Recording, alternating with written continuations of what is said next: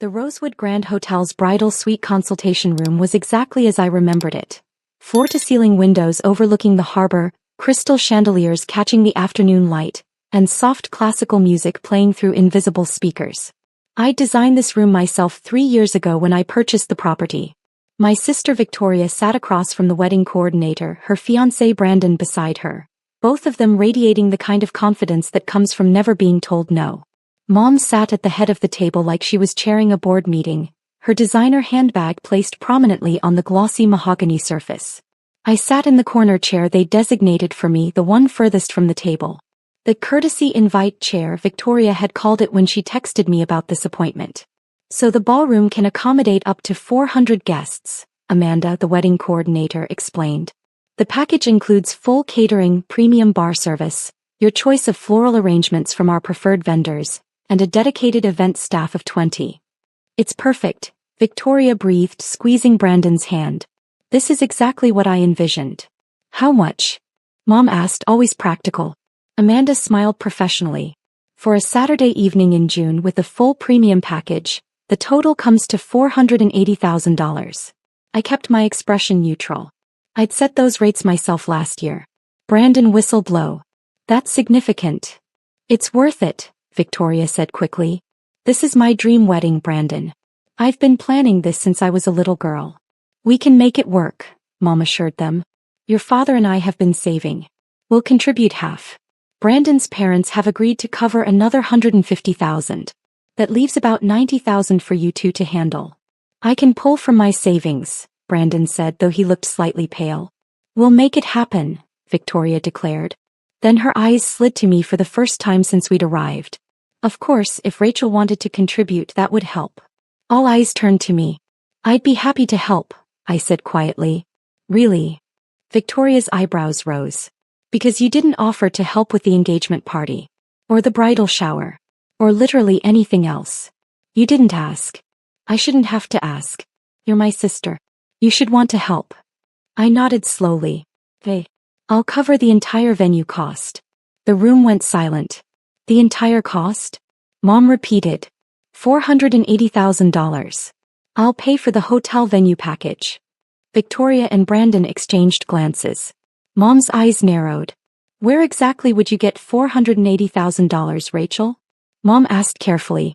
From my accounts. Your accounts, Victoria repeated flatly. You work in hospitality management. You live in a one-bedroom apartment. You drive a Honda Civic. What accounts? I have savings. Brandon leaned forward. Rachel, that's very generous, but we need to be realistic here. That's $500,000. That's not normal savings. Where would that money come from? Does it matter? Yes, it matters, Victoria snapped. I'm not taking money from whatever weird situation you've gotten yourself into. What weird situation? I don't know. That's the point. You're offering $500,000 out of nowhere. Normal people don't have that kind of money lying around. Especially not people who work basic hotel jobs. I don't work a basic hotel job. You're a hospitality coordinator or whatever, Mom said dismissively. That's middle management at best. There's no way you have legitimate access to that kind of money. The implication hung heavy in the air. You think I got the money illegally? I asked calmly. I think it's suspicious, Victoria said.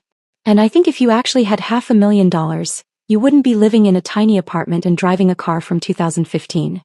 Maybe I'm financially responsible. Or maybe something strange is going on, Mom said firmly. And we don't want any part of it. Victoria's wedding needs to be perfect and legitimate. We can't have any questionable money involved. Amanda, the coordinator, shifted uncomfortably in her seat. I caught her eye and gave a tiny shake of my head. Not yet. So you're refusing my help, I clarified. We're refusing your charity, Victoria corrected. We're not a charity case, Rachel. We have our own money, our own resources. We don't need handouts from my little sister who suddenly claims to have $500,000 in cash. I never said cash. Whatever. The point stands. We'll pay for our own wedding, thank you very much. Brandon nodded in agreement. We appreciate the offer, Rachel, we really do. But Victoria's right. We should do this ourselves. It's more meaningful that way. More legitimate, you mean? I said quietly. Frankly, yes, Mom said. Until you can explain where that money came from in a way that makes sense, we'd prefer to handle our own finances. Mom's right, Victoria added. And honestly, Rachel, you should focus on your own life instead of trying to insert yourself into mine. Maybe work on getting a better job, a nicer place to live. Stop pretending you have money you clearly don't have.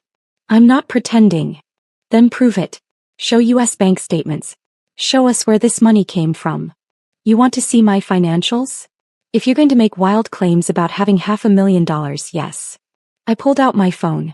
Amanda, could you pull up account verification for a wire transfer of $480,000?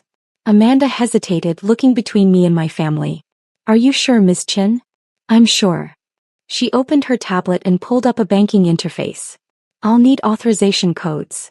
I rattled off a series of numbers. Amanda's eyes widened slightly as she input them. Transfer verified, she said quietly. Funds available and cleared for immediate wire. Victoria's confidence faltered. That doesn't prove anything. You could have borrowed that money. Taken out loans. You want me to complete the transfer? Put the money in escrow for your wedding venue?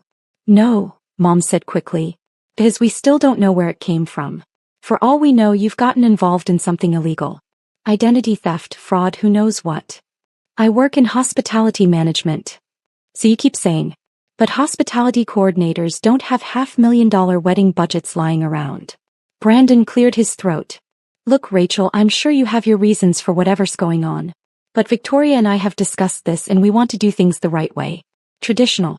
Our families contributing what they can, us covering the rest. No mysterious money from unclear sources. Even if it means scaling back the wedding? I asked. We're not scaling back, Victoria said firmly.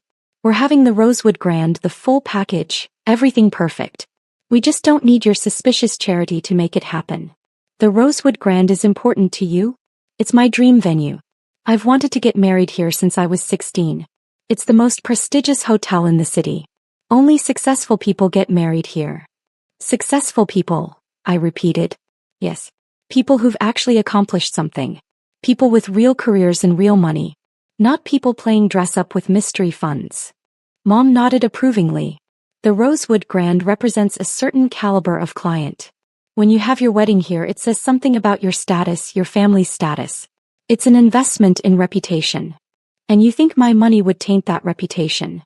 We think your unexplained money raises questions we don't want associated with Victoria's special day, Mom said firmly. I looked at Amanda, who was studiously avoiding eye contact with everyone. Amanda, what's the deposit required to hold the date? 20%. $96,000. And when is that due? Today actually. We've been holding the date courtesy for 3 days, but we need confirmation by 5 p.m. today or we'll have to release it to our waiting list. Victoria glanced at her watch. It was 4:15. We'll have the deposit, she said confidently. Brandon's parents are wiring their contribution today, my parents will add theirs and we'll make up the difference. You have $96,000 ready to wire in the next 45 minutes? I asked. We have commitments, Mom corrected. The money will be here. But not in 45 minutes. The hotel will understand, Victoria said. They're not going to lose a $480,000 booking over a minor timing issue. Amanda opened her mouth, then closed it again. Actually, I said, hotel policy is pretty strict about deposit deadlines. Especially for premium dates. June Saturdays book out 18 months in advance. How would you know hotel policy? Brandon asked. I work in hospitality. At what, a Holiday Inn? Victoria scoffed. This is the Rosewood Grand. Different level entirely. Is it? Obviously. Look around, Rachel. This isn't some budget hotel where you probably work the front desk. This is luxury. Standards. Standards you're about to miss the deadline for. Mom's jaw tightened. Amanda, surely we can work something out. We're good for the money. Our families are well established, financially solid. We just need a small extension on the deposit deadline. Amanda looked genuinely uncomfortable now. I would need to check with management. Then check, Victoria demanded. Call your manager. Explain that the Mitchell-Young wedding is worth $500,000 and we just need 24 more hours to coordinate the deposits. I'll make a call. Amanda stood and stepped out of the room, her tablet clutched to her chest. As soon as she was gone, Victoria turned to me. This is your fault. My fault. If you hadn't made that ridiculous offer, we wouldn't be comparing our legitimate funds to your sketchy money. Now the hotel thinks we can't afford it. Can you afford it, right now? We can afford it, Mom insisted. We just need time to coordinate transfers. In 45 minutes. Stop saying that, Victoria snapped. We know what time it is.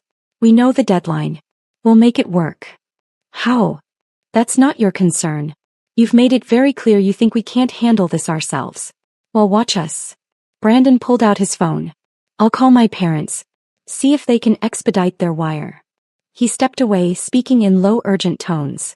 Mom did the same, calling my father about moving money between accounts. Victoria stared at me across the table. You're enjoying this. Enjoying what? Watching us scramble. Judging us.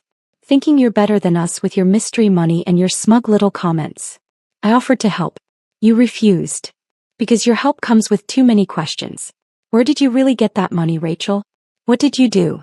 I worked for it. Doing what? You're a hospitality coordinator. I've looked up salaries. You make maybe $50,000 a year, maybe 60 if you're lucky. There's no way you saved $500,000 from that. Maybe I'm good at investing. In what? You don't talk about investments. You don't talk about anything. You show up to family dinners in jeans and sneakers. You drive that ancient car. You live in an apartment building Mom won't even visit because the neighborhood is questionable. Nothing about you says $500,000 savings. Maybe I prefer to keep my finances private. Or maybe you don't have any finances to discuss and this is all some weird power play. Offering money you don't have just to make us feel small. Before I could respond, Brandon returned. My parents can't wire until tomorrow. Their bank has a cutoff time for large transfers and we missed it. Victoria's face fell. What about a credit card? Can they put the deposit on a card? It's $96,000. Vic, credit card limits don't go that high. Mom ended her own call looking frustrated. Your father is at a conference in Chicago. He can't access our investment accounts remotely.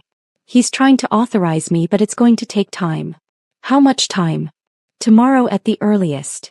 The room fell silent except for the classical music still playing softly. Call the manager back, Victoria said. Tell her we need that extension. Offer to pay extra. Whatever it takes. Victoria, Brandon said gently, maybe we should look at other dates. Other venues. No. I want this venue. I want this date. I'm not settling because of timing issues. It might be our only option.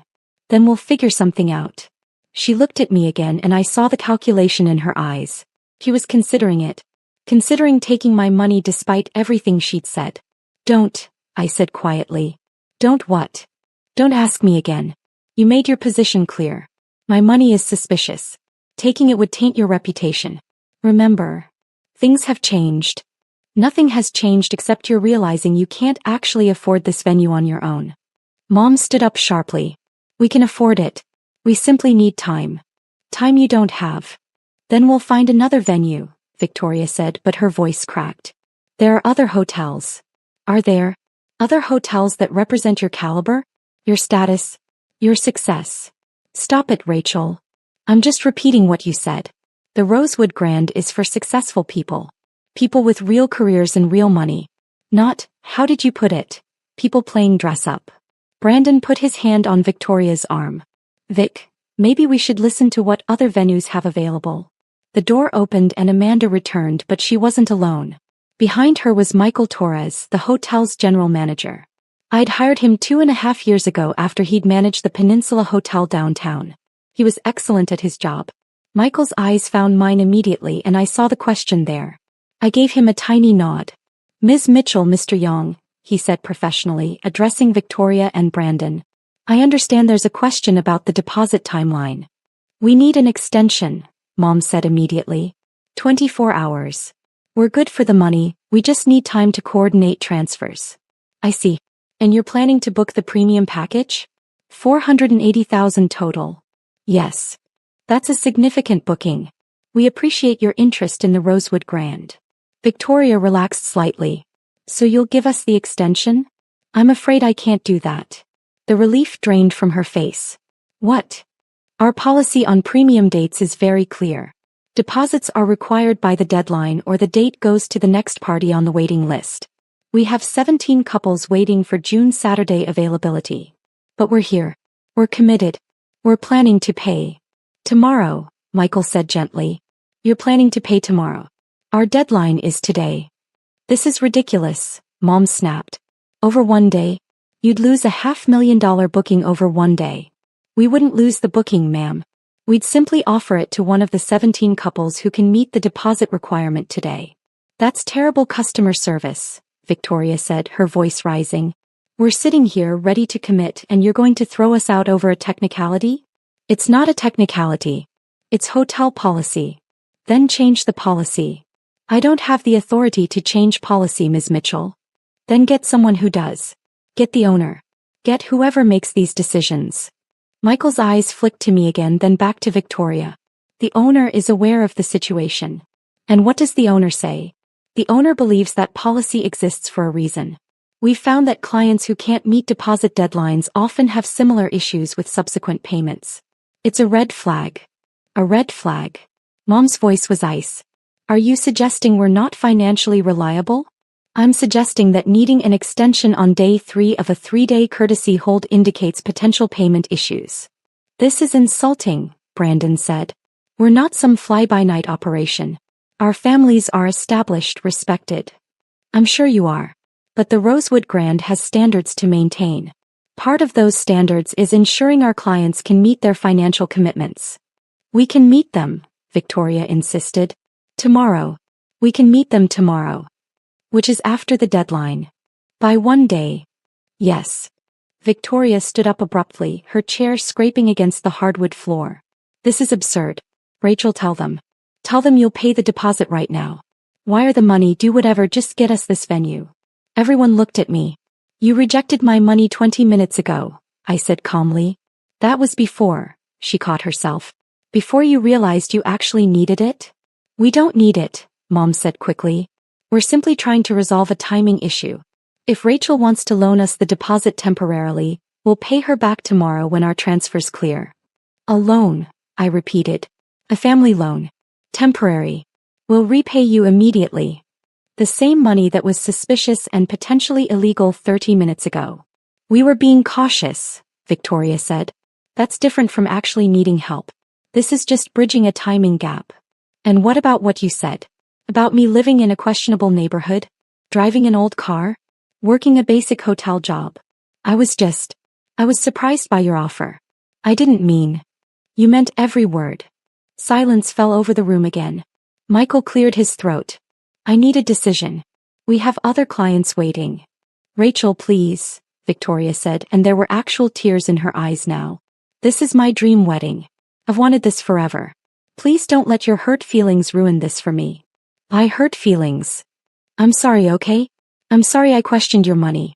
I'm sorry I said those things. I was just shocked. But you're my sister. Family helps family.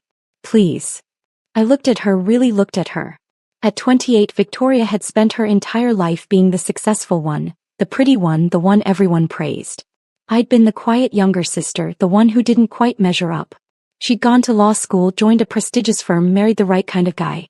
I'd gone into hospitality and disappeared from family prominence. She genuinely couldn't understand why I wasn't jumping to help her now. Michael, I said quietly. Could you explain to my family what your position is here? I'm the general manager of the Rosewood Grand. And who do you report to?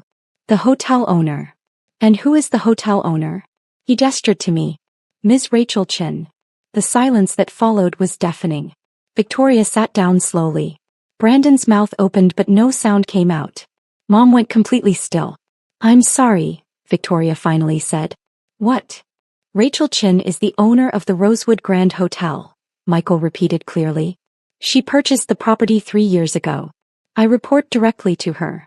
That's impossible, Mom whispered. It's public record. The sale was finalized in March 3 years ago. Purchase price, $42 million. $42 million. Victoria couldn't finish the sentence.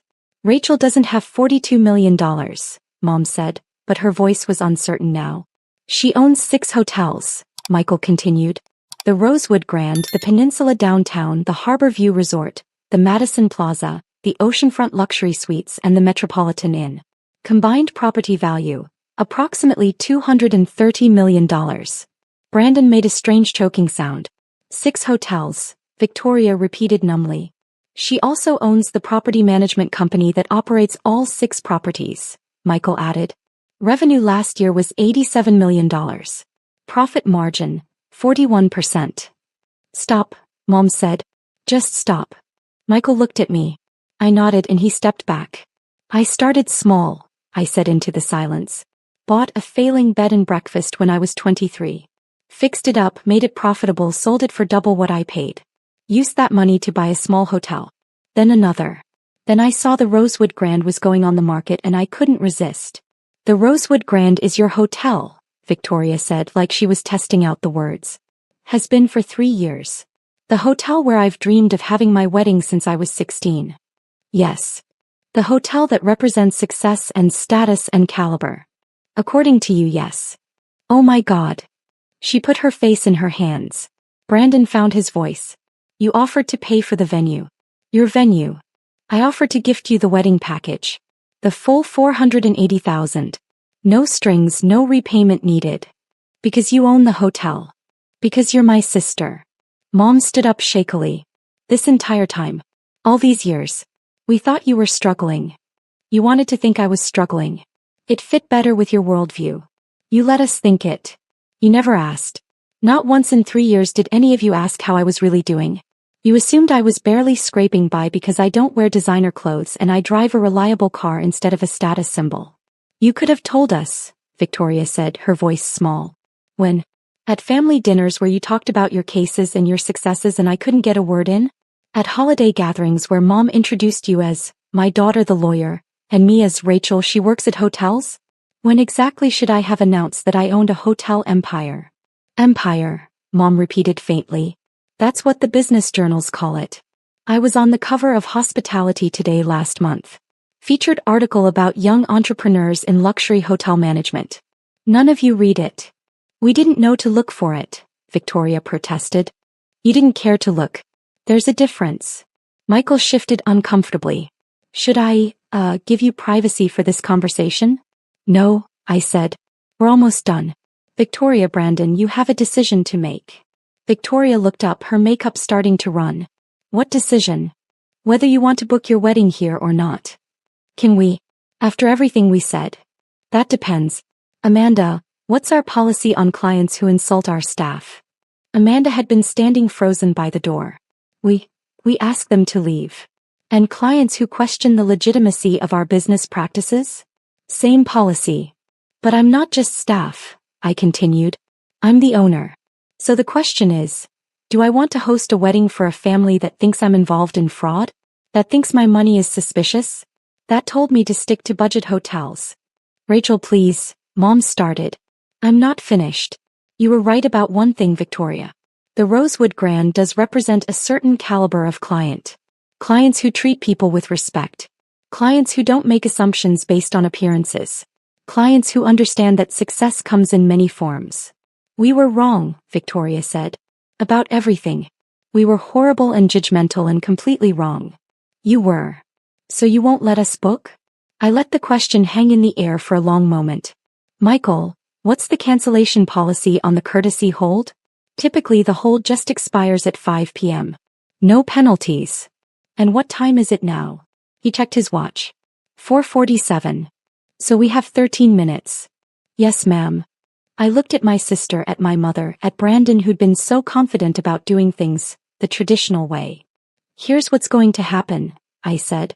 I'm going to offer one more time to gift you the wedding package. Full $480,000. Everything included. My wedding present to my sister. Victoria's breath caught. But there are conditions. What conditions? Mom asked warily. First, you attend weekly family dinners. At my house, which you've never seen because you've never asked to visit. We have real conversations about respect and assumptions. Done, Victoria said immediately. Second, you issue a public apology to the hotel staff, all of them, for implying they work at a budget hotel and questioning their professionalism. Absolutely. Third, you volunteer 20 hours at the hotel over the next 6 months. Front desk, housekeeping, event coordination. You learn what actually goes into running a luxury property. Brandon nodded. We can do that. And fourth, I looked directly at Mom, you stop introducing me as Rachel who works at hotels and start introducing me accurately. As a hotel owner.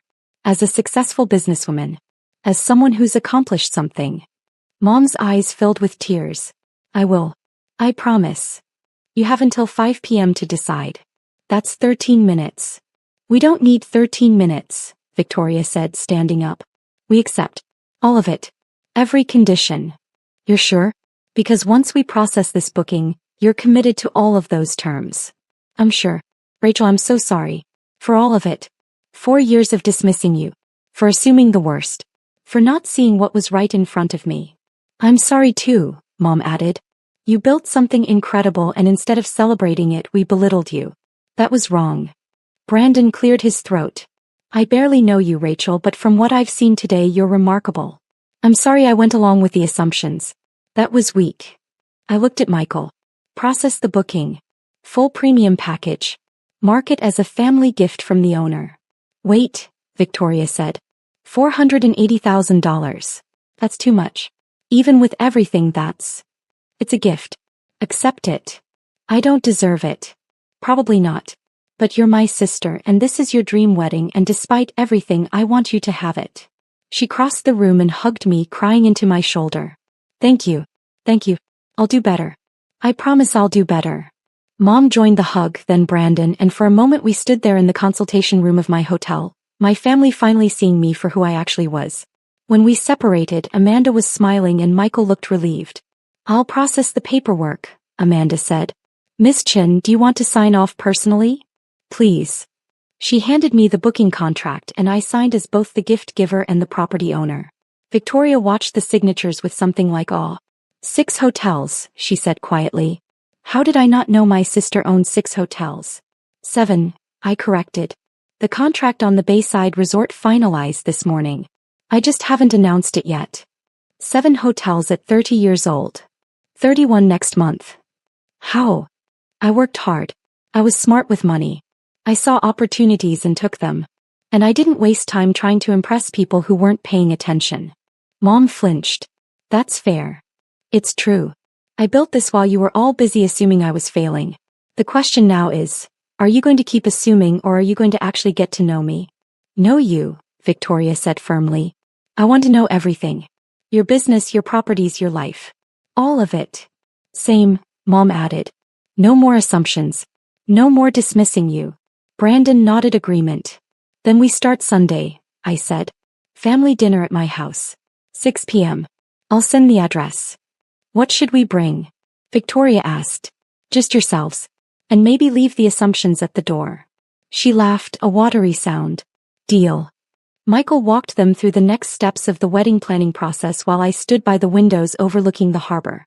This hotel had been my riskiest purchase, the one that pushed me from comfortable success to significant wealth. I'd been 28 and terrified, but I'd trusted my business instincts and it had paid off spectacularly. My family had never asked about that fear. Never asked about the risks I'd taken, the long nights planning and strategizing, the satisfaction of turning struggling properties into thriving businesses. They just assumed I was working a basic job and getting by. But now they knew. And while I couldn't erase the years of dismissal and condescension, I could give them a chance to do better going forward. After Victoria, Brandon, and Mom left, still stunned and apologetic, Michael approached me. That was intense, he said. That was overdue. Are you really going to gift them the full package? I am. Even after everything they said? Especially after everything they said. Because now they know better and they'll have to live with knowing they judged me so harshly while I was still willing to be generous. That's its own kind of lesson. He smiled. You're devious. I prefer strategic. Either way, it's going to be interesting having your sister volunteer here for 20 hours. Put her on housekeeping rotation. Let her see what real work looks like. You're enjoying this. A little, I admitted. Is that wrong? After what I witnessed today. Not even a little bit. I left the hotel an hour later, after reviewing some quarterly reports and approving a renovation plan for the peninsula. My phone buzzed as I reached my car, the Honda Civic that Victoria had mocked. A text from Victoria. Just looked up your interview in hospitality today. You were wearing jeans and sneakers in the photo. I get it now. You don't need to prove anything to anyone. I'm sorry it took me so long to understand. See you Sunday. Another from Mom. Your father just landed in Chicago and I told him everything. He's in shock. He's also incredibly proud. We both are. We should have told you that years ago. And one from Brandon. Thank you for giving us another chance. I promise we'll do better. Also, is the hotel hiring for legal counsel? Asking for a friend. The friend is me. I smiled and drove home to my penthouse apartment. Not a one-bedroom as they'd assumed, but a 4,000 square foot space with harbor views and a private rooftop terrace. The building was another property I owned, purchased 2 years ago when I decided to consolidate my real estate investments. My phone rang as I parked. An unknown number. Rachel Chin. Miss Chin, this is Diane Pritchard from Metropolitan Business Weekly. I'm doing a feature on young women in luxury hospitality. Your name came up repeatedly as someone we should profile. Would you be interested in an interview? What would the article focus on? Your business strategy, your property acquisition approach, and what it's like building a hotel empire in your 20s and 30s. We've heard you're very selective about press, but our sources say you're worth the persistence. Who are your sources? I spoke with Michael Torres at the Rosewood Grand.